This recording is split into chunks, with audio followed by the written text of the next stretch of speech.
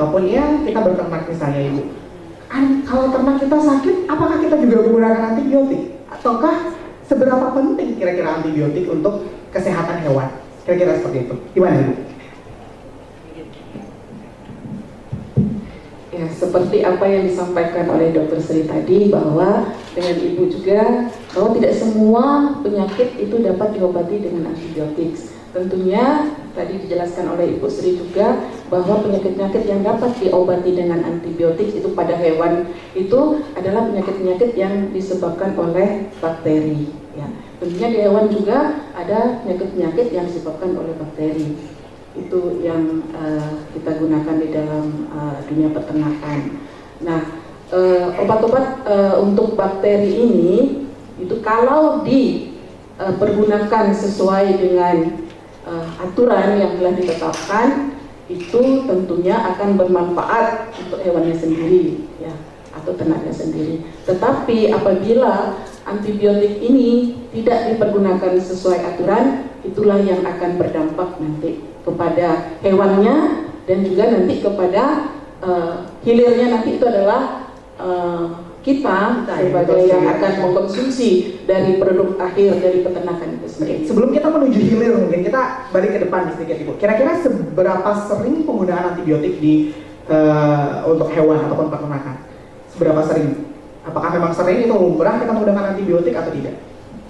Jadi penggunaan antibiotik dalam dunia peternakan itu tidak hanya untuk pengobatan kepada hewan sakit, tetapi juga untuk dipergunakan sebagai bahan imbuhan pada pakan, ya, pakan ternak, khususnya itu pada pakan unggas, ya, unggas potong. Itu biasanya menggunakan growth promoter.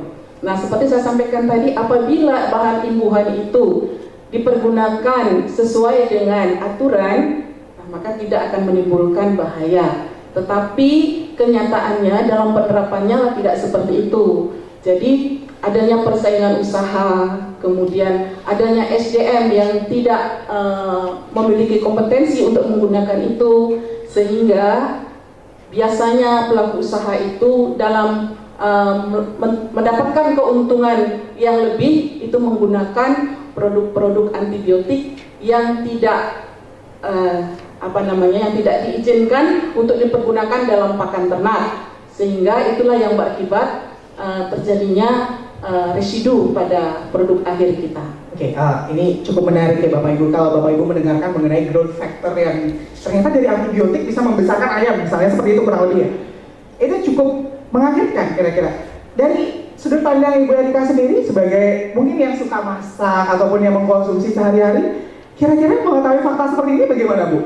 Kalau kita di rumah sehari-hari, kalau ibu-ibu mungkin nggak sempet nih mikir ke sana ya, ini ayamnya pakai growth factor nggak? Udah nggak sempet gitu kan, karena apalagi yang belanja misalnya ada bibi di rumah atau siapa yang bantu kita masak misalnya kan.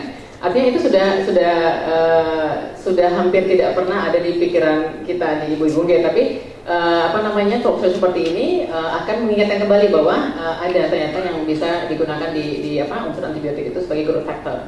Tetapi kalau misalnya ditanya, nah kita sehari-hari banyak juga makanan-makanan yang memang sangat sulit untuk kita kontrol dari mana asalnya, pengolahan seperti apa, belum lagi kalau misalnya sisi dia dari logistiknya, sisi yang membawanya transfer dari produsen kemudian sampai ke konsumen end user misalnya yang menggunakan, kita nggak bisa kontrol sama sekali. Nah jadi dalam proses pergerakan itu pun banyak juga hal-hal yang memang di luar dari standar kesehatan. Oke, dari Dokter Sri mendengar kata, saya cukup kaget bahwa di kesehatan hewan ternyata terjadi distorsi penggunaan dari antibiotik itu sendiri. Kira-kira dari kesehatan di manusianya sendiri, permasalahan terbesarnya di mana dalam pemanfaatan antibiotik? Kalau di manusia juga sama kompleksnya, karena banyak faktor yang untuk di manusia. Satu, kalau dari pasien, kita ngomong pasien dokter, pasien itu sudah terbentuk image dalam pikiran pasien bahwa kalau saya nggak minum antibiotika, saya nggak sembuh. Kemudian, jadi selalu datang ke dokter dengan harapan saya harus dapat antibiotika. Kemudian di dalam satu proses infeksi, kalau gejala klinis berkurang, belum tentu infeksinya reda. Nah, itu yang sering terjadi. Oh, gejala saya sudah hilang, panas saya sudah turun, antibiotikanya saya simpan buat sakit berikutnya.